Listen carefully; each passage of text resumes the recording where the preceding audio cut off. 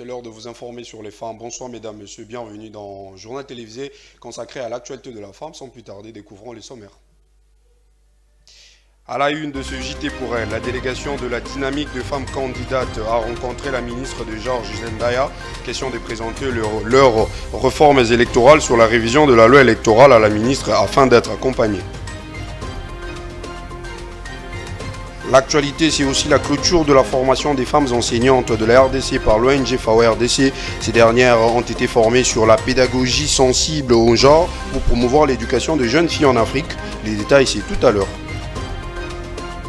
Et enfin, nous allons nous rendre au Nigeria où l'actrice nigériane de Nollywood, Rita Dominique, s'est mariée. À l'âge de 47 ans, Rita Dominique a décidé de mettre fin au célibat en donnant son cœur à un riche homme d'affaires nigérien. C'était tout pour les titres. Comme je l'ai annoncé tout à l'heure, la délégation de la dynamique de femmes candidates d'INAFEC en sigle a rencontré ce mardi 19 avril la ministre du genre, famille et enfants Gisèle Ndaya sur la sellette, présenter leurs réformes électorales et solliciter l'accompagnement de la ministre dans cette dynamique de la révision de la loi électorale déjà en débat engagé au Parlement. Reportage signé Jean-Pierre Katenda. Dans la logique de ne pas se mettre en marche des discussions sur la lecture genre de la loi électorale, Karine Kanko, coordonnatrice de la DINAFEC, s'est rendue chez la ministre Gisèle Ndaya pour solliciter son accompagnement sur cette question. Elle a apprécié l'attitude de Gisèle Ndaya qui porte déjà cette question à cœur. En fait, aujourd'hui, nous sommes venus rencontrer la ministre du genre, famille et enfants pour lui demander d'abord qu'au niveau de la loi électorale, la dynamique nationale des femmes candidates, nous avons fait une réformulation. C'est vrai que les groupes des 13 parlementaires a fait aussi une avancée. L'alinéa qui disait que s'il n'y a pas de parité sur la liste, n'est pas un motif d'irrécevabilité, a été élagué. Mais nous aimerions vraiment que cette contrainte revienne aussi et que la Constitution soit respectée, même au niveau des concepts, qu'on arrive à garder la représentation paritaire homme-femme, que de mettre parfois la prise en compte du genre. Donc il y a beaucoup de travail, mais comme nous vous le disons, l'excellence Gisèle Ndaya, la ministre du genre, famille et enfants, comprend très bien ces défis, toutes ces questions, et comme elle engage les niveaux nationaux, nous sommes rassurés qu'elle est en train de bien nous accompagner. Et nous avons besoin de son appui pendant cette période. La coordinatrice de la DINAFEC a cité parmi les réformes la reformulation de l'article 13 de la loi électorale qui, en plus de la contrainte, doit respecter la constitution de notre pays au niveau des concepts représentation homme-femme.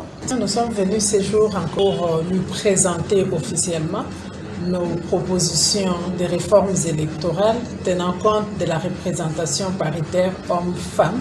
Surtout que la question est porté déjà en examen à l'Assemblée nationale. Nous avons beaucoup apprécié la réponse de la ministre du genre, famille et enfants. Nous sentons qu'elle porte la question, qu'elle-même a déjà amorcé certaines démarches avec l'Assemblée nationale. Accompagnée de Nelly Binene, Nadine Kangafou et Généreuse Mbombo, Karine Kanko, coordinatrice de la DINAFEC, a dit ne pas être en retard avec cette démarche dans la mesure où le travail s'est fait déjà en amont avec le groupe des 13 parlementaires et dans les échanges avec certains élus. Encore en politique, cette fois en bref, le chef de la MONUSCO en RDC, Bintou Keïta, a été reçu par le président du Sénat, Modeste Bahati Lukwebo, le lundi 18 avril 2022 pour réitérer la volonté de son organisation d'apporter son aide à la RDC, question d'avancer les systèmes opérationnels de la MONUSCO au niveau provincial pour accélérer la mise en œuvre du programme de désarmement, démobilisation, relèvement communautaire et stabilisation PDDRC en sigle. Notons que plusieurs questions ont été également au cœur de l'échange entre Bintou Keïta et Bahati Lukwebo, notamment la situation sécuritaire, l'état des sièges dans la partie est du pays, la question du M23 en vue d'un retour de la paix en RDC, ainsi que plaider pour la représentation de la femme dans la loi électorale. Tout à fait autre chose dans ce journal. Les rideaux sont tombés ce mardi 19 avril 2022 sur le 9 jours de la formation des femmes enseignantes de la RDC organisée par l'ONG FAWE RDC dans le cadre du projet IFEFA durant les 2 derniers jours, soit du lundi 18 au mardi 19 avril 2022. Les éducatrices et éducateurs des différents secteurs ont été renforcés en capacité pour la promotion de l'éducation de la jeune fille en Afrique. Regardez. Dans les cadres du projet Initiative de femmes enseignantes et éducation des filles en Afrique, IFEFA en sigle, par l'ONG FAWE RDC, les femmes enseignantes ainsi que celles de différents domaines ont été formées durant 9 jours, soit du 11 au 19 avril 2022, sur la pédagogie sensible au genre. Cet atelier vise l'amélioration et la promotion de l'éducation de jeunes filles en Afrique. À ces derniers jours de formation, un réseau de soutien et d'inter-apprentissage a été mis en place pour les femmes enseignantes, journalistes et syndicalistes présentes à cet atelier. Elles ont fait des suggestions pour pérenniser ces réseaux. Chacun d'entre nous pour dire voilà ce que j'aimerais avoir de ce réseau, voilà comment j'aimerais être renforcée. Et donc, si vous le voulez bien, je vais donner la parole à qui veut la prendre pour nous dire exactement quelle est votre expression de besoin. Cependant, ces femmes, particulièrement des enseignantes venues de partout à Kinshasa, ont révélé plusieurs contraintes qui empêchent le développement de leurs initiatives dans le domaine de l'éducation. Avec la création de ces réseaux, elles espèrent à la probabilité d'une orientation et mise en œuvre. Donc les femmes de ce réseau soient différentes des autres femmes, qu'elles se disponibilisent pour les médias, qu'elles ne voient pas seulement l'argent, parce que beaucoup de femmes se disent on n'a pas cet argent pour communiquer, la télé, l'argent et tout. Oui, c'est vrai. Mais il y a aussi des émissions qui passent gratuitement. Soyez vraiment ces vraies femmes ressources pour le média. La deuxième proposition, c'est par rapport à notre média qui est spécialisé sur la question de femmes, pour l'info.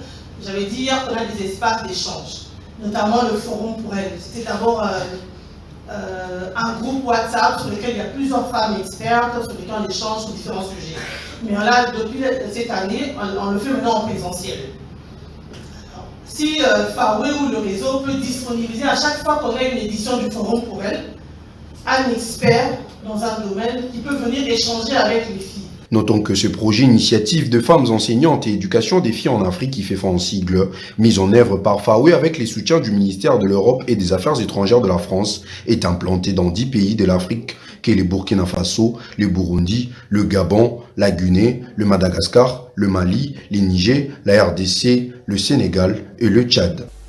Et au sortir de la formation des femmes enseignantes et celle d'autres secteurs dans les cadres du projet Initiative des femmes enseignantes et éducation des filles en Afrique par l'ONG FAWE RDC, les participantes ont salué cette initiative. Pour elles, celle-ci va promouvoir l'éducation de la fille congolaise. Regardez. Par rapport à cette activité, je suis très heureuse parce que cette activité m'a ouvert les horizons. Je ne savais pas comment m'exprimer, mais aujourd'hui là, j'ai rencontré des journalistes, des chaînes de télévision qui me donnent l'opportunité de m'exprimer. Alors je suis très heureuse. Et je me vois maintenant engagée à participer ou à promouvoir l'éducation de la jeune fille dans mon domaine de mathématiques. Cet événement m'a permis de voir vraiment, de trouver tout ce qui s'est passé sur les terrains, dans les secteurs de l'éducation, les différentes difficultés auxquelles sont confrontées les enseignantes, les élèves aussi. Et cela m'a permis également de rencontrer différents professionnels qui ont fait preuve de partage d'expérience. Elles ont pu nous faire savoir ce qu'il y avait à faire et comment nous pouvons travailler ensemble pour améliorer les actions sur le terrain. Je suis, très contente de participer à cet atelier, de pouvoir de pouvoir analyser la situation de l'éducation de la fille congolaise et de la jeune fille en général, sous toutes ses formes, Nous avons décortiqué le problème lié à son éducation. Nous avons projeté ce que nous pouvons faire concernant son éducation. C'est vraiment un atelier très intéressant qui m'a beaucoup informé sur le statistique, sur le plan national de la situation de la jeune fille.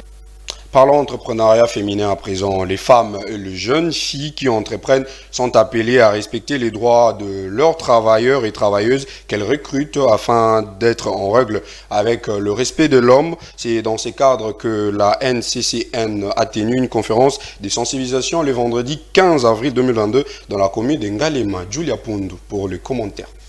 Promouvoir le respect des droits des travailleurs et travailleuses dans une entreprise, les femmes de la nouvelle Chambre de commerce nationale NCCN en partenariat avec l'ONU Femmes ont organisé le vendredi 15 avril 2022 une conférence dénommée Entrepreneurs, respecter les droits des travailleurs et travailleuses que vous recrutez dans la commune de Ngalema. L'activité a débuté par un sketch animé par le groupe Sans Souci qui a interprété une scène vulgarisant le message de respect des droits de ses employés dans une entreprise.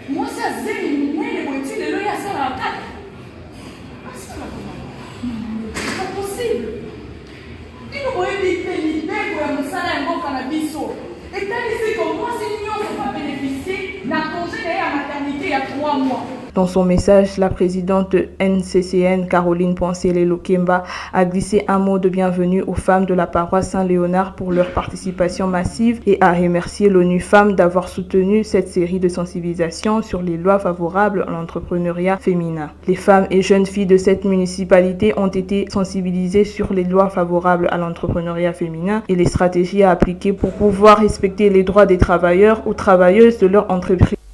Dirigeons-nous à présent dans la province du Tanganyika. La présidente de l'Assemblée provinciale du Tanganyika, Virginie Nkulunemba, a reçu une délégation du Fonds forestier national conduite par l'auditeur Augustin Diadjonzila. Il était question au cours de cette visite de faire un diagnostic sur la situation forestière du Tanganyika. C'était le samedi 16 avril 2022 dans son bureau de travail. Eric Kyombo pour les détails. La présidente de l'Assemblée provinciale du Tanganyika, l'honorable Nkulunemba Virginie, a reçu dans son bureau de travail une délégation de fonds forestiers à mission d'audit institutionnel conduite par M. Augustin Dianzonzila Diakibokila Seyo, auditeur de la dite organisation ce samedi 16 avril 2022 à Kelemi, chef-lieu de la province du Tanganyika. Après leurs échanges avec l'honorable Nkulunemba Virginie, les chefs de la délégation donnent le résumé quant à ces.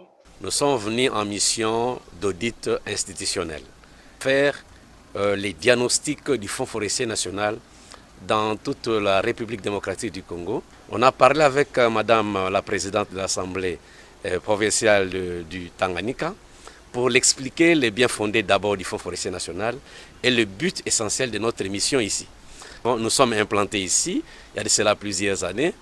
Nous voulons voir ce qui ne va pas et ce qu'on pouvait faire pour que demain la maximisation des recettes puisse aller de l'avant. Quelle a été l'impression de la présidente de cet organe délibérant? Elle était très contente parce que c'est elle la porte-parole de la population. Elle veut aussi voir que sa province puisse être alignée sur les reboisements, qui est la mission noble du Fonds forestier national. Il s'est de signaler que le Fonds forestier est installé dans les 19 provinces parmi les 26 qui comptent la République démocratique du Congo et son but primordial est de financer les opérations de reboisement. La dite délégation est en mission de faire les diagnostics nationaux dans toute la République démocratique du Congo répartis en deux groupes.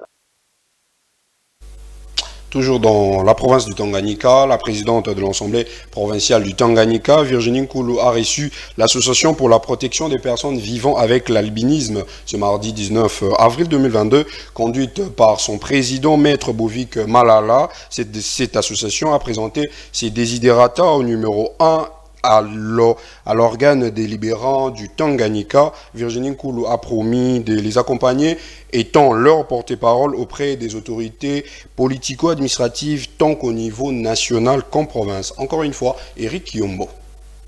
L'association pour la protection des personnes vivant avec albinisme, et que dirais-je, Maître Bovik Malala a rencontré la présidente de l'Assemblée provinciale du Tanganyika ce mardi 19 avril 2022.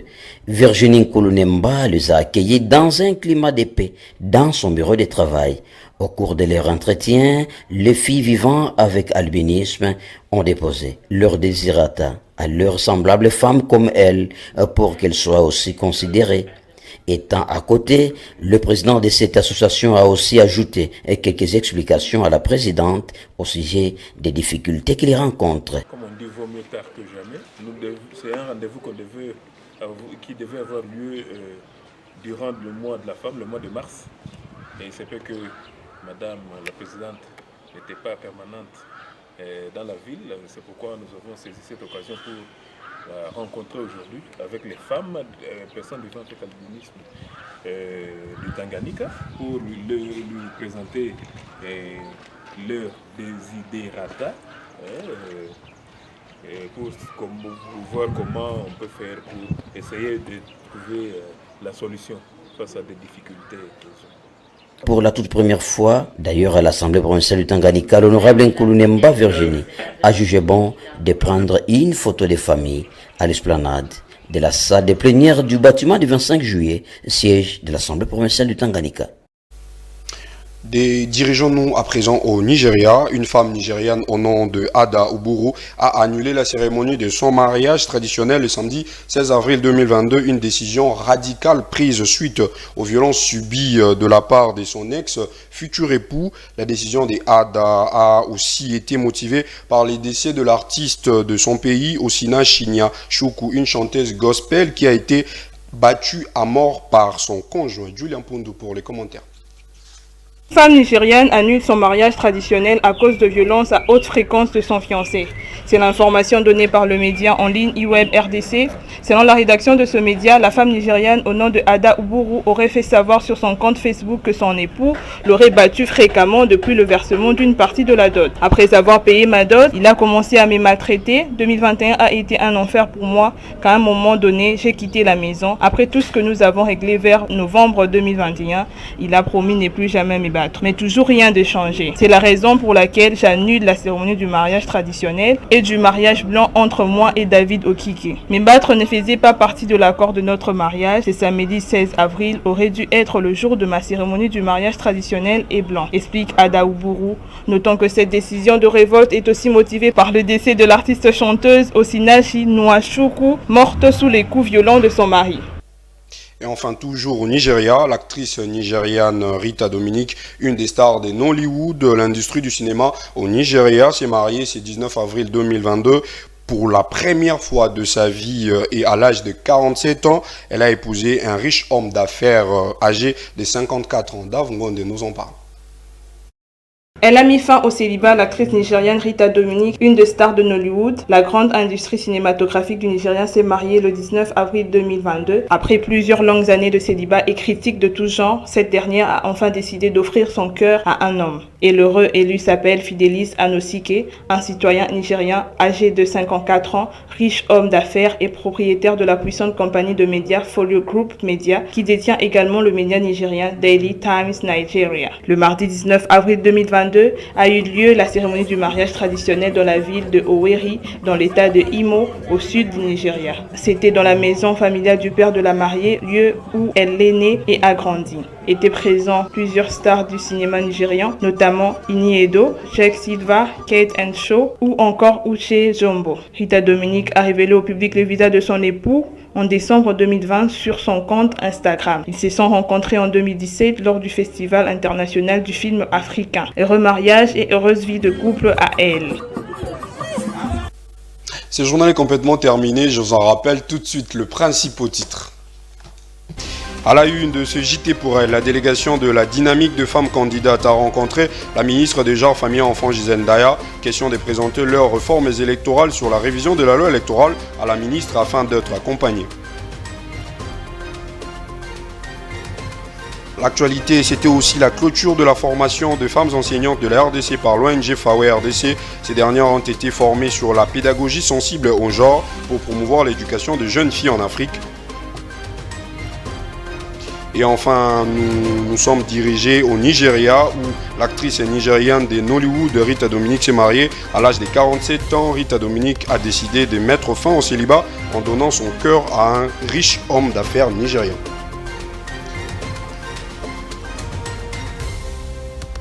Et c'était tout pour les titres. C'est la fin de cette édition. Merci de votre attention soutenue. Nos informations continuent sur notre site internet et application mobile pour elle.info. Merci à Grace Ngoma pour avoir assuré l'édition. D'ici là, portez-vous bien. Au revoir.